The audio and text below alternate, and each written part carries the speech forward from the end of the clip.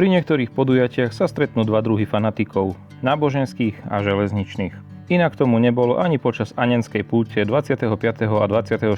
júla 2026, keď vyrazili mimoriadne vlaky z Trenčianskej Teplej do Lednických rovní. Samozrejme, nemohol som tam chýbať aspoň počas druhého dňa. Ráno som vyrazil vlakom do Trenčianskej Teplej, kde som ešte stihol prehodiť pár slov s kolegom Dušanom z partie okolo Trešky. Krátko na to už dorazila historická súprava a mohli sme vyraziť na trať. Táto trať bola otvorená v roku 1910, najmä kvôli sklárňam bratov Šreberovcov. Vedie popri Váhu prakticky súbežne s hlavnou traťou medzi Bratislavou a Žilinou. Osobná doprava tu skončila vo februári 2003 a odvtedy sa na nej objavujú najmä nostalgické vlaky a príležitostné manipulačné vlaky. Lednické rovne navyše ukrývajú ešte jednu železničnú zaujímavosť. Kedysi odtiaľ viedla dnes už zaniknutá lesná železnica. To je však príbeh na niekedy inokedy. Viezli ste sa niekedy vlakom po tejto trati? Dajte mi vedieť v komentári. Zároveň kliknite na like a odber a nezabudnite, meškanie je bonusová jazda zadarmo. Nazdar!